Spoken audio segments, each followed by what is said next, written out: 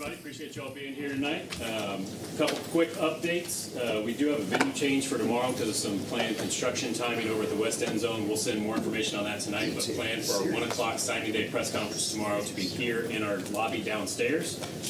Additionally, video from tonight will be made available on the Clemson Sports information page for anybody who's looking for recordings via Zoom. We will make that available following tonight's press conference.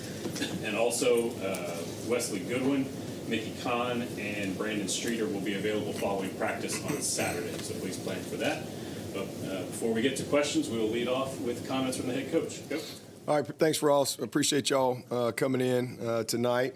And first of all, just super excited to be back with the team. I hadn't been with the team in 2 weeks, so yesterday getting back in front of them was awesome. And certainly wanted to get in front of our team before I did anything with the media. They deserve that, and it's been an awesome couple of days. But first of all, just really proud of this group.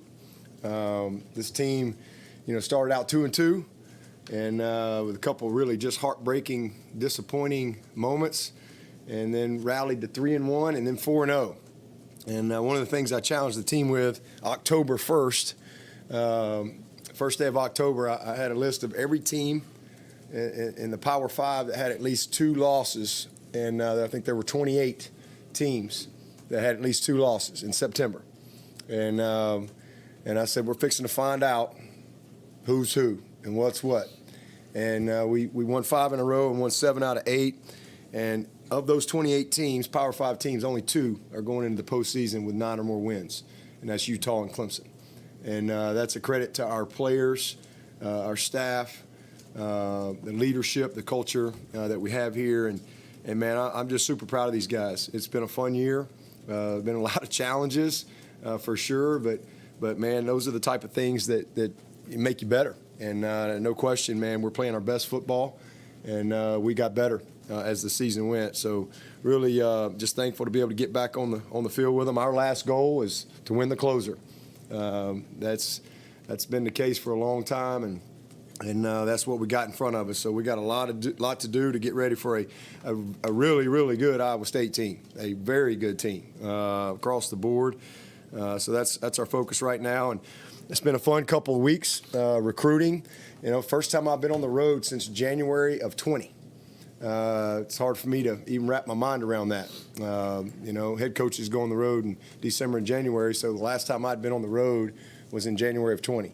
And so to be able to get out for the last 2 weeks and go all over the place and get back in schools and get back in homes, and man, it was awesome. And I had one mama said, she said, I'm sure you probably like the Zoom better. I said, no, you don't get to eat these grits through Zoom.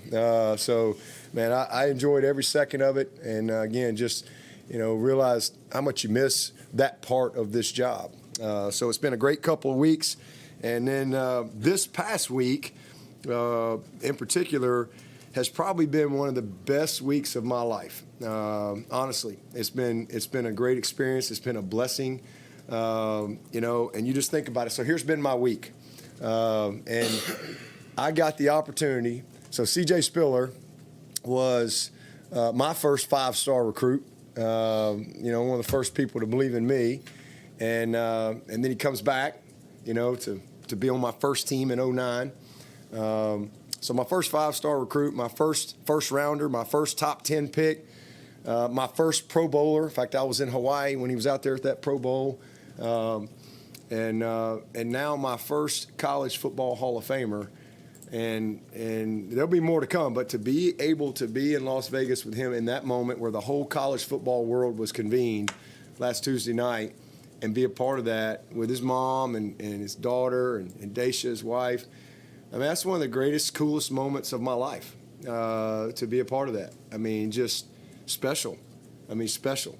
And an unbelievable blessing. And then working with Brent for the last week or so, and he and I, we traveled together. We spent a lot of time together the last week, and really talking through some things and trying to help him navigate what he was dealing with. And man, I'm so happy for him and Julie and the family. I mean, there's nothing sad about it at all. It's a blessing. It's just like I take a lot of pride in developing our players. I want to develop our staff, and I love seeing people get an opportunity. And for Brent, because he's turned down a lot of opportunities, and we've had a lot of time to plan. He's had a lot of opportunities, and kept thinking he was going to take it, but this was the right, and nobody saw this coming, but this was the right opportunity for him. And man, that is such a blessing to know that there's a lot of young people in Oklahoma that I'm not going to get a chance to coach, but they're going to be directly impacted by how we've done things at Clemson for the last 14 years. And I'm thankful for that. And I'm thankful that I had the opportunity to work with a great man in Brent Venables and a great friend for the last 10 years. It's been awesome. And, I love continuity. Continuity is great, but new opportunity is great too. They're both great, and so this is a great opportunity for everyone involved. And then for Tony, I've been with Tony for 19 years. I'll never forget. I took a job, and 2 days later, I'm coaching spring ball. Literally. I came and got the job and watched spring practice. And next thing I know, I'm coaching out there. And my very first meeting, I'll never forget, because Tony couldn't go through spring that spring. That he wasn't on the team that spring. He kind of had he was coming back in the fall, and I was really confused when Tommy was explaining the whole thing to me. But he came out there, and he's at practice, and it was almost like he was evaluating me. But I remember I watched everybody's tape, and I'm like, where's this guy? And he's like, well, he's going to be back in the fall. And so I got a chance to meet him, and just instantly knew there was an instant connection with Tony Elliott. We have a lot of similarities, and as we got to know each other's backgrounds and histories, we kind of had an instant bond. And man, he was awesome for me my first year coaching these receivers, and a leader and a captain.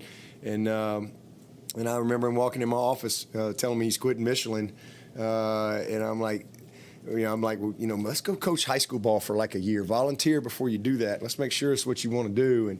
And then being able to bring him on board, and he never coached a running back a day in his life. And I'm like, I'm not worried about that. That's easy. I'm just hiring you because you're who you are as a person.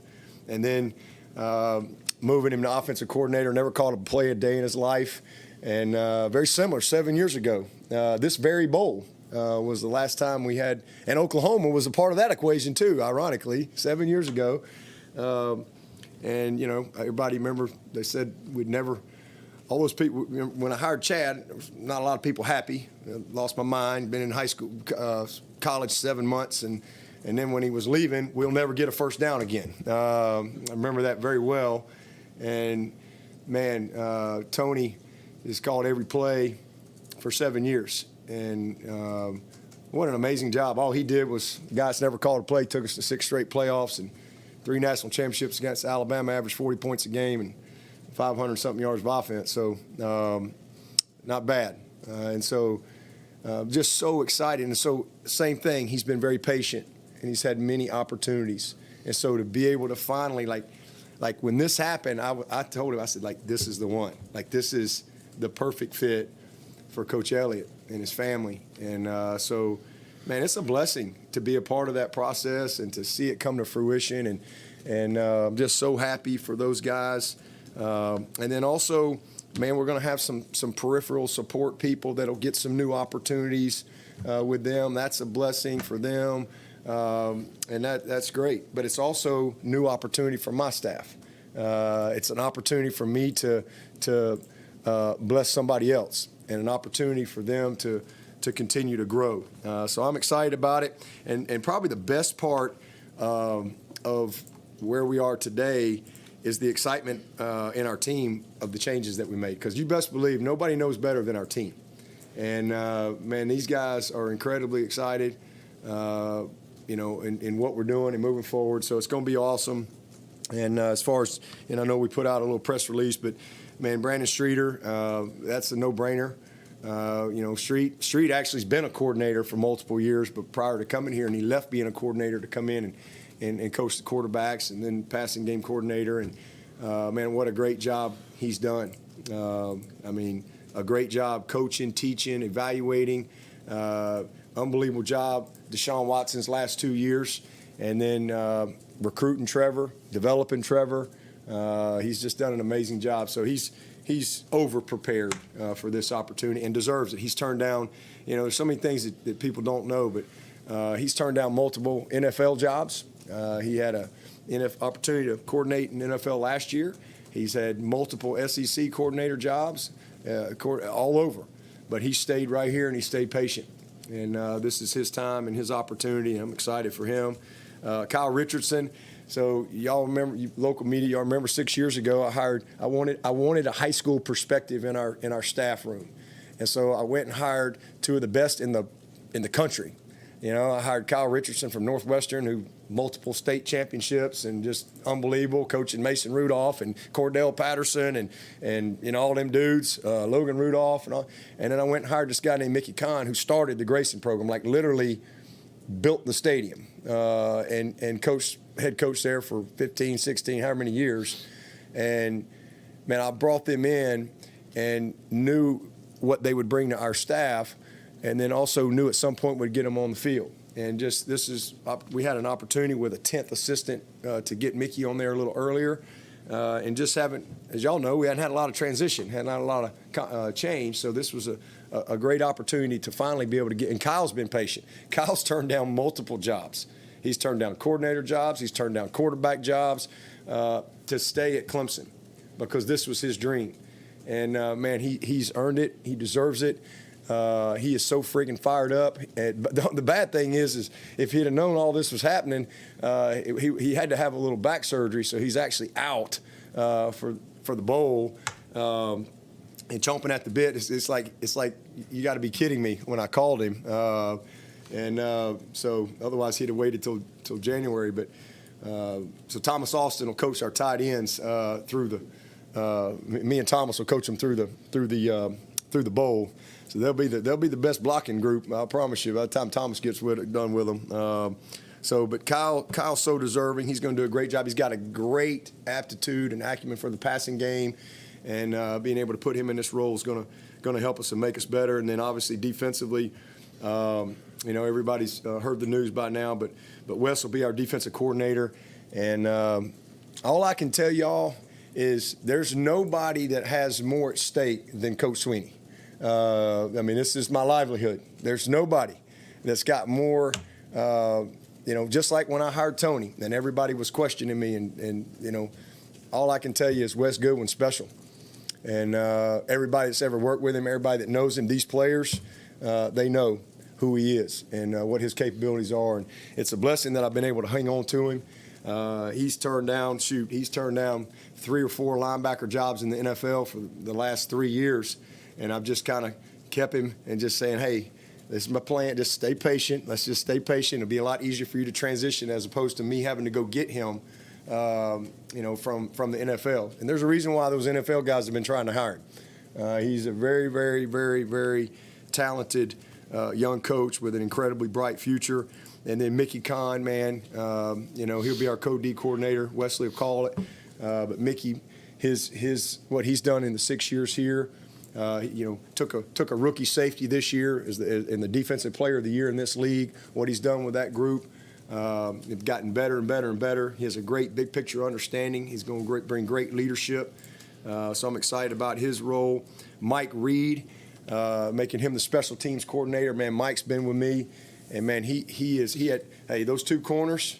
That's the first time in a long time we've had 2 first-team all-conference corners at the same school. And man, Coach Reed's done an unbelievable job, and he's gonna take over that special teams coordinator role and put him in a little bit more of a leadership opportunity. And then Coach Bates, I'm losing a lot in Tony Elliott. Tony was more than just a coordinator. Tony was an assistant head coach for me, and truly, in every sense of the word, assistant head coach. And a lot of collaboration, a lot of communication, a lot of discussion, from a head coach standpoint. And that's what Todd Bates brings. Todd Bates is going to be he's a future head coach and going to be a great head coach. He's one of those guys that he's special. He's got that gift. He's got that whatever that is that you have to have, I think, to be a head coach, Todd Bates exemplifies every single thing you could possibly want. He's got a great understanding of the game. He's young. He's just gets it on all levels. So, him moving into a leadership role is going to really help me, and lean on him from a lot of head coach things, and again, collaboration and discussion. So I'm excited about Todd being able to step in that role, and what an unbelievable job he has done, and somebody I have a lot of just so much trust in his opinion, in everything. He's also our recruiting coordinator, so just more responsibility for him, and again, he'll be a head coach sooner than later one of these days, no doubt about it to me. And then the last thing, we'll restructure. With Thad moving on, and what a great opportunity for Thad. I've known Thad for 30 years, 30-plus years, and for him to get an opportunity to kind of go be the Woody role for Brent, it's going to be really good for Brent, and because Brent's going to need some help there, and it's going to be great for Thad. So it's a really cool opportunity, and that's going to allow me to kind of blow some things up and restructure organizationally, kind of my org chart. Create some new opportunity for some peripheral people. There'll be a few things that you'll hear about, I'm sure, somewhere along the line. But I'm really, really excited about that. We've got an incredible staff, and it's all coming together. And it's been a lot of fun. I mean, it really has. It's been one of the best couple weeks of my life, really, just to be able to see people that you love achieve, something so special. So I'm excited about it, and again, day 2 of practice, got back in some pads today, and love what I see in our team. And then also super excited for Dan. He kind of let me know. I didn't know for sure it was going to happen, but I told him that brand new pair of Ray-Ban sunglasses he had on kind of gave it away when he came to let me know. But man, I'm so happy for Dan. Listen, Dan, he's going back where he started. He's a GA. Dan has been phenomenal to work with. He and Marcy, I mean, just friends for forever. But this is a great opportunity for him, and I'm thankful for him. He came in here at a time where we were transitioning, and man, he believed in me, and he believed in the vision, and especially when I kind of threw some things out there, and he had the guts. He had the guts to support it. And, man, we're standing in a building that doesn't happen if he didn't have the guts to buy into what I wanted to do. And knowing there was going to be some kickback. I told him, I said, man, soccer's going to be mad. Everybody's going to be mad. But we're all going to get better. And dadgum, if soccer don't go win the national championship. And so shout out to the soccer team and Noonan and the boys. What an unbelievable season that they had, and man, great finish in the postseason. So I'm so happy for our soccer team as well. But man, just all you can do is thank Dan for the great work he did for Clemson. He made Clemson better, and I can tell you this: we're in great hands with our acting AD in Graham Neff. He's special, and that's one of the things I think Dan. He and I talked about this. I take a lot of pride in developing our staff. Just like you take a lot of pride in developing your players and knowing that they're prepared. Man, Dan has prepared Graham well, and he's a special guy, and look forward to seeing how all that unfolds down the road. So, and again, last thing, just congrats to the soccer team, and appreciate all the fans coming out and supporting them, up in North Carolina, and then also when they got back the other night. What a great moment for Clemson, and a great moment for Noonan, his team, and the whole staff. So with that, sure y'all got a couple questions, so fire away. So Wes will call plays, and figure out who's going to be in the booth on the field? Yeah, Wes will be on the field, and Mickey will probably stay up in the box. We're still going to talk through that a little bit, but Wes will call it. He was already on the field, so he'll just call it. Yeah, well, we all know how you feel about elevating your guys after years. I'm guessing, though, when these openings came up, your phone blew up with a lot of interest and people who, college football fans would know. Yeah. Did any of that give you pause? Did you stop and think? No. This was 30 seconds. Yeah. This has been done for a while.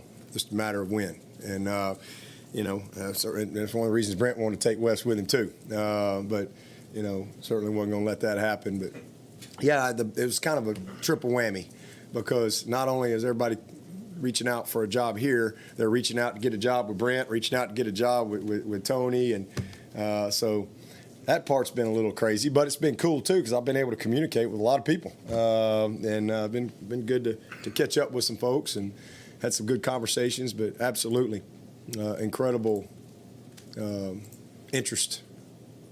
Yeah, but at what point did you know in Wes's career, like, hey, this is a guy that when we have, I would be interested in him moving into college? He's been with me since '09, and when I first met him in '09, I knew he was special. And then watching him coach on the field, being a GA for us, and he's this guy gets it, you know. And he coached our safeties in 12, and then he left after the bowl game that year to Bruce stole him from me. And then Bruce retired, and I was able to get him back, or he'd still probably be in the NFL. And then it's a miracle that I still got him these past 3 years but he's stayed patient. And again, I've articulated to him, you know, where he was, and that's one of the reasons he stayed here because he really wants to be here. He's got a young family, and his wife Jenna Lee. I mean, they love it here.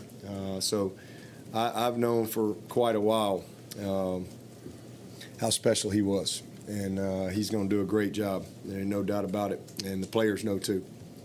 The other part of his job is recruiting. How do you feel like he will do in players' home or in recruits' homes or here? He'll do great. I mean, just be who he is. He's going to do just fine. He's been a part of recruiting for however many years, other than the few that he was in the NFL. So he's been a part of it on the inside. He's been on phones. He's had conversations. He's had meetings. I mean, you know, he's been a part of all of it. So it's just relationships, just like anything else. And, you know, just like Tony was very different than Chad Morris, like polar opposite. Wes is going to be different than Brent, but they're both great. And so biggest thing is just be himself. Wes won't need a get-back guy. No, I don't think he'll need one. Smo's gone anyway, dadgummit. I lost my get-back guy, too. So I don't know if I'm supposed to say that or not, but Is he going with Tony to Virginia? Smo's going to be – what an opportunity for him to go be the head dude at Virginia, man. That's how cool is that? So just awesome. Dabo, with Goodwin, I guess you can expect a lot of what we've seen schematically, Clemson on defense, or – Yeah, I mean, it's the Clemson defense. I mean, you know, I've always set the tone for what we do on offense and defense. That's never going to change. You know, we have a philosophy that's been in place here for a long time, and everything we do is within that philosophy. So that ain't going to change. But every coach has their own, you know, twist and personality, and you certainly want them to impart that. And all I can tell you is we're going to be a great defense. Can you elaborate a little bit just what his role was, game prep-wise, game day-wise? I mean, there's nothing he hasn't done. I mean, he was trusted just like a D coordinator for the last many years. I mean, unbelievable mind, unbelievable planner, unbelievably organized, incredibly smart. I mean, he's been a huge part of our success. Absolutely. You know, he's got it. I mean, he can see it and draw it in seconds. I mean, just amazing, you know, what he's been able to do for us, you know, in his role. Somebody said that when people think Clemson is stealing plays on defense, that it was actually Wes being able to kind of look at a formation or see somebody go in motion and be able to call it on the. Have you seen that where? Oh, yeah. He sees it. He sees it. He knows it. You have breakdown, he knows it right away. Right away. I mean, it's just he's just gifted. He's a very, very gifted, but he's worked at it. I mean, this guy, I've never been around anybody that's worked harder to be great at what he does. And this guy has prepared for a long time for this opportunity. And it's going to be fun to watch him be who he is and take the reins. Brent commanded a room in such a different way, I guess. How do you replace that sort of impact just with the players in his room and the game day and all that? again, I'm not trying to replace that. I just need them to be who they are. We've got a great staff, and it wasn't just Brent. And Brent was standing here, he'd tell you that to this day. Brent did his part, but Mike Reed and Todd Bates and Mickey Kahn and Lemansky Hall are all still here. And those guys did an amazing job. One guy can't coach everybody. It's just like everybody giving me all the credit. I mean, I'm one guy, I do my part, but it's everybody being a part of it. And, Wes has got great respect. There's nobody more respected than Wes Goodwin, and nobody. I mean, again, if you could have been a part of that team meeting last Wednesday, defensive team meeting, you'd know what I'm talking about. Incredible respect. And then Mickey, that's why he's co-coordinator. Mickey's been a head coach forever. And again, just like with Jeff and Tony, those guys are both, have great opportunities to lead. And then there's these guys. I mean, Mike Reed and what he's done here, and Todd.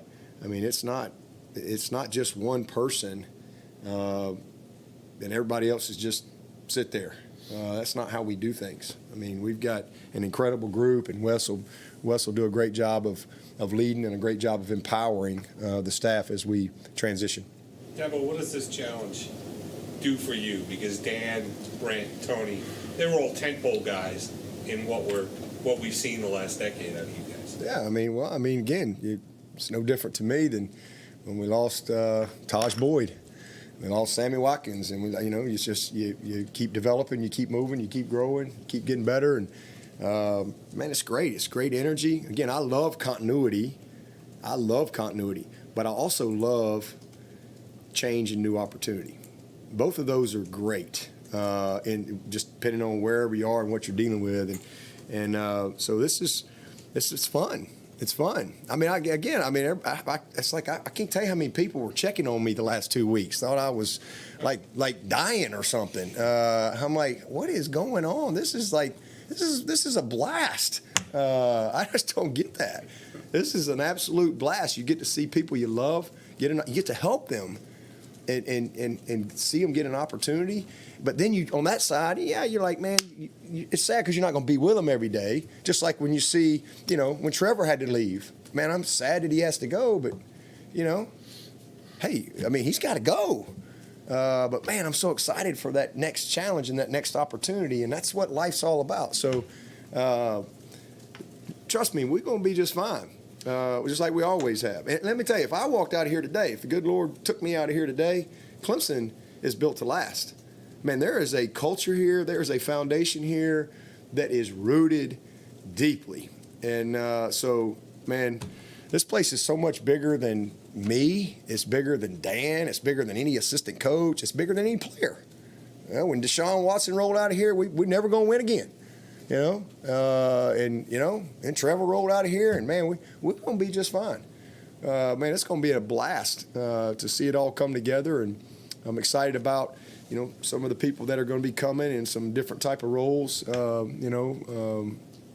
the next few weeks as we kind of solidify everything. It's going to be a lot of fun. Dabo, kind of a two. And I'm most excited about our team. I mean, we got a great team. We got a lot of guys. Eventually, we're going to get all these guys back. It's going to be a fun spring. Again, a lot of energy, a lot of excitement with guys with some new opportunity. But, man, we got a heck of a football team coming back. So we're going to do the best we can in this bowl game to rally them one more time, and hopefully we get a couple of bodies back. But certainly by spring training, we've got a chance to put a heck of a football team together. Kind of a two-part question. Was there consideration bringing someone else in to fill those roles? And I guess how much did continuity play a factor in those final decisions? Yeah, for me, I'm always going to promote from within when it's feasible. It's not always feasible. When I hired Chad Morris in 11, it wasn't feasible. When I hired Brent Venables, it wasn't feasible. When I brought Todd Bates in to replace Dan Brooks, it wasn't feasible. So I've always, I hire people from all kind of places. I'm gonna hire the best person. I'm not hiring what other people want me to do and all that stuff.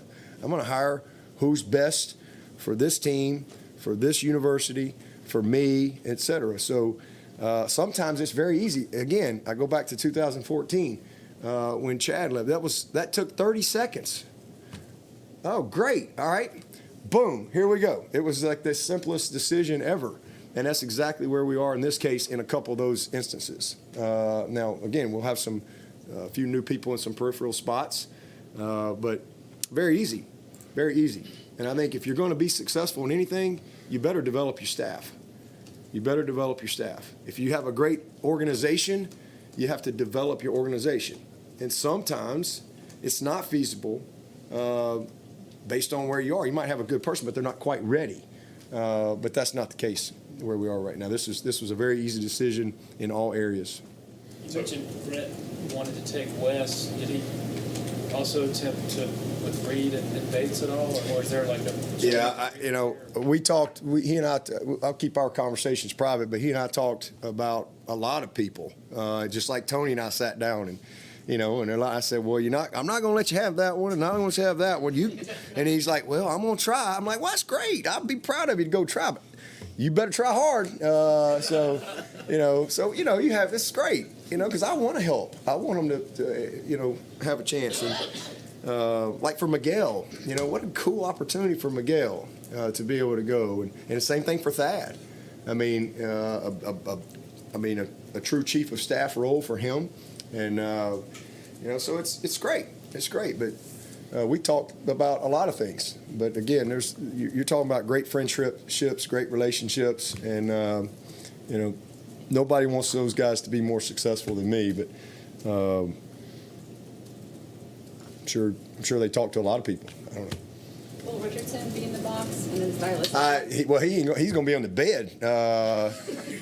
So.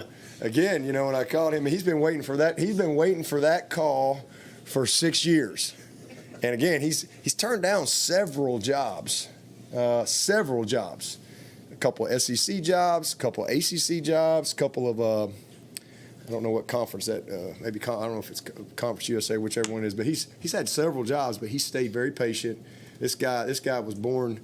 To come to Clemson one day, and it's just kind of cool how it's worked out. So I'm really excited for him. And again, you're talking about a head coach who walked away from a very successful career, and he's been patient. But he has been an amazing asset to us holistically within our program since he's been here. But again, you don't predict these things. You have no idea. And all of a sudden, bam, something happens, and we had talked about he had something he had to get taken care of in his back, and we kind of said, well, this will be a good time to do it, and so it was kind of crazy when we had the conversation, but he won't be in the box for sure, but when we get back going this spring and all that, we'll restructure. He'll probably next year be on the field, and he'll probably put Streeter in the box most likely, and let Kyle kind of run the huddle and stuff downstairs and all that, but we'll get to that. But he won't be with us at the bowl. He'll be in all the Zoom and all that stuff, but he's got to heal up. Hugh Freeze was on bed in the Bronx one time. I don't think that's gonna happen. That's not gonna happen. Dabo, did you and Tony discuss, I guess in general terms, the fact that you're probably going to face each other at some time? I don't know if that's happened to you. Hey, I play a lot of my friends. That'll be. I guess I'm getting older. I got a Hall of Famer, and now I got a tree. I had a twig, and now I got a branch or two. So that's just the way it is. Hopefully you can do a good enough job and be able to be a head coach long enough. The goal, as I always said, the goal's never been to be a young head coach. The goal is to be an old head coach. All right? So many people are in a hurry to be a young head coach. My goal has always been to be an old head coach. That means you've been able to last and sustain and so forth. So, and if you are able to do that, well, you're going to have those things. But, you go compete just like Coach Beamer and I. We're going to compete for the rest of our careers as we go against each other. But that don't mean we can't have great respect for each other like we always have. It's just like when we play and be like brothers. You want to beat your brother. And you hope you beat them, but you still love them, no matter what. It's the Clemson offense, but I'm sure Brandon would like to put his stamp on it, maybe in the spring. Has he discussed with you, hey, I'd like to do this, I'd like to? Yeah, we've talked. to do Yeah, this? we've talked about lots of things, but again, we are where we are, and we kind of got what we got right now. But we're going to have a lot more added to the puzzle, especially when we get some guys back healthy and get some more things added in here from a recruiting standpoint. But yeah, we'll have lots of discussions about those things. But still a philosophy, and as long as we're operating within that philosophy, we're going to be great. So, Dabo, just to be clear, you did not officially interview any external candidates for these coordinator roles? I did not. This was, 30 seconds. That'd be hard for me to interview somebody in 30 seconds because that's how long it took to make a decision. Again, when this has been a plan for a while. And again, it's one of the reasons guys have stayed patient. And so it's been great. Yeah, but you mentioned in 2014 when Chad left, people thought y'all would never get a first down again. Have you heard some of that? Have you heard some of that talk now with Brent leaving? I know it's out there because Ross likes to give me the vibe of stuff. I don't pay attention to any of that. Man, that's the last thing I got time for. Again, as I said earlier, this is what I do for a living. Since 1993, I've been coaching football. All I can tell you, when I got this job in 2009, Clemson had not won an ACC championship in 20 years. And I wasn't a real popular hire. And when I got the job in 2009, you were at that first press conference. And boy, you only come to the big press conferences, so usually he zooms in now. He zooms in, but when I got the job in 2009, Clemson hadn't won 10 games in 20 years. When I got the job in 2009, Clemson hadn't won a national championship since 1981. So, if all I can say is if people don't believe in me after 13 years of what they've experienced at Clemson, they ain't ever going to believe in me. So I have never worried about trying to please whatever. I wouldn't even say the masses, the minority. I've never worried about that. Only thing I worry about is what's right, and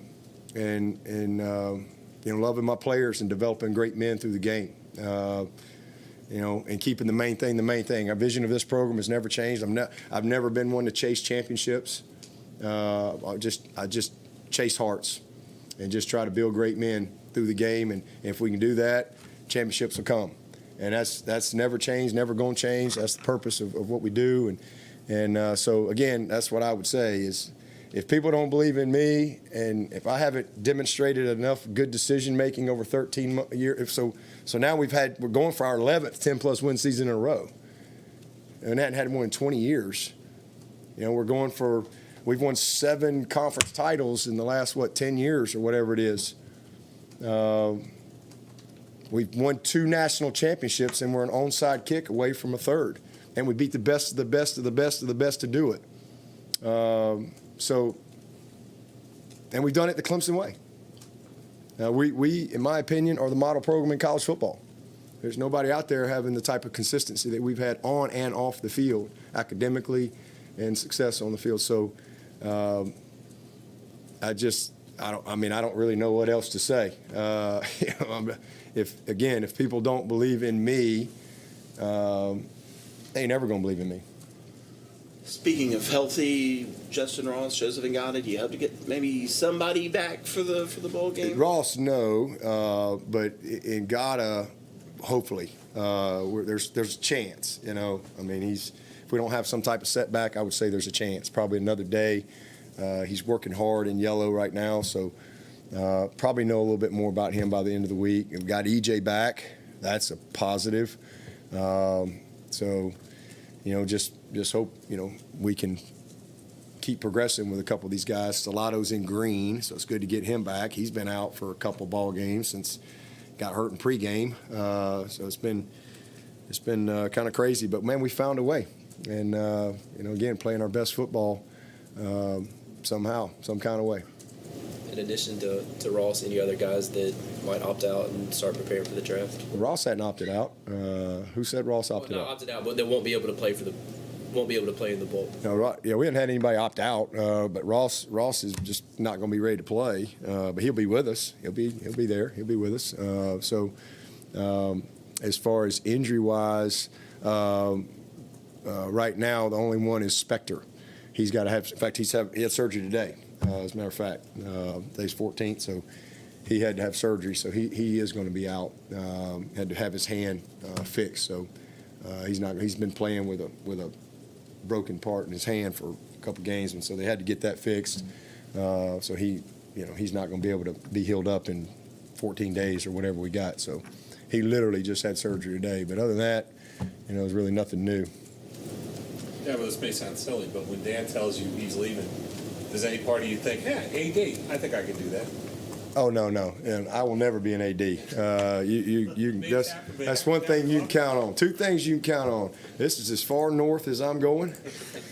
And anywhere where there's a lot of snow, I ain't going. So you ever hear I'm going past South Carolina or where there's a bunch of snow, they lying. And if you ever hear anybody tell you I'm going to be the AD, they lying there too. So I'll be sitting on the beach somewhere before I'm an AD. That's for dang sure. Dabo, this time 10 years ago, Clemson, West Virginia, they put 70 on you. What do you remember? Woo, boy. You going to go there? I am going to go there. What you remember about it? And then the path that it kind of set you guys on after that. That was painful. I remember Andre Ellington going in on the inch line, and I'm thinking we scored and we're going up by 6 points or whatever we were going to be up. Next thing I know, the ball's going 100 yards that way, and I'm like, surely that's not happening. And next thing you know, instead of going up, you're down. And then they come out and kick it off, and dadgum, if we don't turn it over, score. They kick it off, score. And, it was like, wow. It was crazy. So it was a bad night. But I remember very clearly meeting with our team afterwards and saying, you know what, this was a bad moment, but, man, what a year we had. We're building. It was our first 10-win season in 20 years. It was the first time to go to the Orange Bowl in 30 years. And my exact message to the team was, this hurts tonight. This will make us better. Don't magnify this and dwell on this. We'll learn from it. We'll grow from it. But, man, let's look at what we did do. So many people just focus on what you didn't do. I love to focus on what we did do. And then let's grow from the other. But I also remember very clearly, and I said it to the press, it won't be 30 years before we're at the Orange Bowl again. And if I remember correctly, we were there 2 years later, and we beat Ohio State and won the BCS. So I remember it like it was yesterday. That was crazy. And I remember Chad Morris. Most of y'all know Milt Louder. I remember it like it was because when I hired Chad, I didn't really tell him about Milt. He didn't know who the hell Milt was. And we're out there at that first spring practice, and Milt had been with me since '09, just trying to kind of have a performance psychologist guy. I thought that was kind of cool. And so we're at spring practice, and Taj is out there, and Milt's out there, and he comes because we were on in the season, and so Milt's over there. Taj, I don't know, threw a pick or something in a practice, and Chad's out there doing his offensive stuff, and next thing he looks over there, and he's chomping his gum, and Milt's over there talking to Taj, and he's like, who the hell's talking to my quarterback? Who is this guy? And so he goes over and just like rips Milt. Milt's like, whoa, I'm trying to tell him who he is. So, because we hadn't really got to that point yet, because he was just, we were getting spring ball, and Milt's not around as much in the spring when it comes to football stuff. And so I'll never, ever, ever, ever forget it. It was crazy. Yeah, it was cold, too. That was a cold game. But so Chad kind of bought in, and he was like, okay, this and that. And so we get in that game, and it's just awful in the third quarter. And he's chomping that gum. He's chomping them headsets, and we're going on there. And he's going, yeah. Where the hell's Milt now? I need Milt. Where's Milt? He's screaming in the headset, where's Milt? I need Milt. I don't see him now. Going around and around. It was one of the funniest moments ever in a really bad time.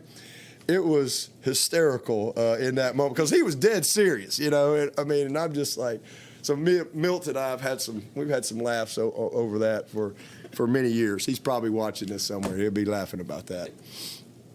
Ted Roof was able to come in as an analyst and go with Brent. Great opportunity. Do you expect any more of these guys to kind of come in as analysts? Yeah, I hope so. I mean, like, here's a guy that, Brent initially didn't really know Ted and wasn't really sure. And I went to him, and, Ted and I are neighbors up at the lake. And it was a situation. I was like, look, he's a great guy. He's not even going to be at the games. Ted was just looking for he wanted the opportunity to learn. He wanted the opportunity to kind of be a part of our program, how we do it. And he wanted to be able a chance to go be a dad and watch his son play at App State. So he was only at a couple of games all season, and gave him the opportunity to come in, and he was very helpful. And now he's with Brent. So it's kind of cool to be able to pull those things together. And we've got John Gross is going to come on board. John is been the head coach for the last 8 years at Jacksonville State. A brilliant offensive guy. Offensive coordinator before that, one of the best high school coaches ever in Alabama, and a coach I've known for a long, long time, and what a great job he did at Jacksonville State. So when that situation occurred, I've talked to him. I reached out to him a while back, was going to try to get him here. So this is going to be great for him. He'll bring a lot, to us, and excited about that. But we're pretty set. I think with it's really kind of got everything set where it needs to be, and but we need to finish up, and then we'll roll forward from there. Nick's kind of known as a guy who rehabs coaches a little bit with the guys coming in as analysts. Are you proud of that too? That now Terry's gone on and taken some of your staff, and now Ted's done this and given John a chance. Yeah, absolutely. I mean, again, I love creating opportunity for people any way possibly that I can, and I think you take pride in trying to develop your players and seeing them be equipped and seeing them be successful, and it's no different in your staff. So I'm happy for everyone who's gotten an opportunity. How's Brazil's rehab going? He's doing great. He's doing really, really well. We got several guys. Dietrich. Dietrich looks great. Every time I look at him, it just makes me sick because, we could have used him. But thankful he'll be ready for spring, and Brazil be ready to roll. Xanders looks great. I mean, we got a mass unit for sure, but all those guys are progressing nicely. Dabo, anything you're willing to share regarding NFL draft decisions? No, not right now. I think those guys are all just focusing on, finishing well. And, that there's nothing, definite that I think anybody has decided. I mean, obviously we know who our seniors are, but you got a couple guys that really have, could come back. So we'll see. Oh, I take that back. I will say this. BT's coming back. How about that? I will tell you that because he did come tell me yesterday. So that's pretty cool, to have as good a kicker as we've had come through here come back. He's 20 for 20 in his last 20 on the road. And man, he had that one game. Otherwise, I think he'd had a chance to win the Groza. I really do. So that's pretty special to be able to get a guy like him coming back. What a weapon he is. Is this his 9th season? It'll be his fifth year, COVID year. Pretty cool. But other guys, I think everybody's just focusing on this game and then make some decisions after that. Without naming names, you had some high-profile decommitments recently. What did you chalk that up to? Just there's always some consequences with change, and it's all good. I don't. You're never going to hear me. Listen, y'all know I'm a person of faith. God never says oops. I truly am prayerful about who comes here, and I always pray that it's God's will. And so, if this isn't the right place for a young man, then hey, listen, all you can do is wish him well. I mean, I've never worried about that. I just focus on who is here and doing the best job I can, with those guys, because that's the ones that I know it's God's will that they're here. That's how I look at it. So man, we're thankful to have the opportunity to recruit young people, and you meet a lot of great people along the way. But at the end of the day, everybody's got a decision to make. And, sometimes there's some consequences with change, and it's a little bit different landscape out there, but it's all good. You said this has been in the works for a while. It's years accurate. Like, do you have a Yeah. ballpark? Okay. Yep. I hadn't had any change in 7. It's been a while, so Even if you knew that, then, like, did Wes know it? yeah. You'd Oh already yeah. told him years Oh yeah. ago? That's the only way I kept him. Not 7 years ago, but in the last couple of years, he's known that. It's the only reason I was able to keep him, I think, because, again, he's turned down several jobs. He's a no drama guy. No drama guy, and it's been awesome to be able to keep him. Brent never met a gut X blitz on 3rd and 11 that he didn't like. Are you excited about seeing the nuances of how Wes kind of calls a game? Wes works with the best of the best. He got to start with Ellis Johnson, and I worked with Ellis at Alabama, good friend, and man, Ellis is one of the best. He worked with Kevin Steele. Kevin Steele is one of the best, and then he's been around some great ones in the NFL. Spent a lot of time with Sylvester Croom as well. Bruce, man, he and I both done a tour of duty with Bruce. So I worked for Bruce in 1997. I was his tight ends coach. So he was our quarterbacks coach, and I was his tight ends coach. So one of the best years of my life was working for him. I learned a lot, and so we've always had that connection. Bruce has tried to take him back, but again, we're able to hang on to him. But he's worked with obviously Brent, and I mean, so he has a wealth of experience that I think he will tap into, and again, do it his way. That's all I want him to do within the Clemson philosophy. So is that how Wesley sort of got on your radar at first back in 2009, just working with those guys? Yeah, or no? when he first came in here, I just got the job, and I hired Woody. Woody came in, and Woody tells you something, you better listen. And it's one of the things he told me. He didn't tell me anything about anybody other than Dab. I got one guy, and you got to find a way to bring him. I'm like, well, who is it? And he said, bring him here as a GA, and so that's how he got here.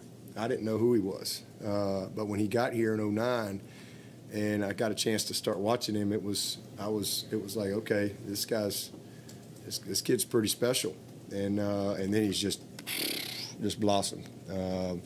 So it's been awesome, and I think Ellis said, Ellis was. I was laughing. He was texting Woody, and everybody that knows Wes is super excited for Wes. This team, unbelievably excited for Wes, and not just Wes, Mickey too. Mickey's going to be a huge part of this as well. But just like Jeff and Tony. But I think what he said, Ellis said, if Wes tells you something, do it. He said, if Wes tells you he's not sure, don't do it. And if Wes don't talk to you, that's because he knows you're a dumb whatever. And that's a direct quote from Ellis in only his way. So kind of sums him up right there. His nickname is Westlachek. Westlachek, yeah. They've been calling him that for a long time around here. So he probably ought to go coach a game or two before we get that public. But he's going to be a great one. He's going to be a great one. High school ball, or how did he get into that? Yeah, he played high school ball, and he went to Starkville, and he was actually working with baseball over and who the great coach was, it Polk? His name? He was working with him, and somehow I can't remember the exact story, but somehow they were like, this guy. Y'all, I don't know what happened. Y'all need to get this guy over here, and somehow he met Ellis. Ellis was the D coordinator, and so he started working with Ellis, and the rest is history. And he's just a gifted grinder. It's worked his butt off to get to this point, and nobody deserves it more. Dabo, is it crazy that everybody says the same thing about Wes when they meet him, and how he just blows their mind away with how smart he is with that stuff? Is that crazy? No. It's called consistency. That means he is who he is. He is who he is. Any questions for Coach from Zoom? Hey, Coach, it's Trevor. I know Trevor's not here? How are you not here? Here I am. I'm wrapping up a self-quarantine, Coach. Sorry. Oh, okay. But I know that you'll have your exit interviews after the bowl game, but I was just curious if you have any idea of whether Tyler Vanderbilt is leaning forward to staying at Clemson. Yeah, Tyler's told me he's staying. Brent told me he's staying. So I think that's, Brent wants him to stay here. Tyler told me he was staying. Jake's staying. Jake's going to transition, off the field. But I think both of them are planning on being here. Again, anything could change, but that's their intention, and super excited about that. Thanks, Coach. Dabo, kind of along the same lines, were there any guys that considered transferring when Brent left that you had to talk to about? No. Obviously, we had the Tyson and Frank. I think those are, and Joe. I think those are public. All right, I think we need to get our video staff over to basketball. So appreciate everybody, Coach. Thanks for your time. Answer to that question. Anything else? Going once, going twice. See you tomorrow. See you tomorrow. All right, appreciate it.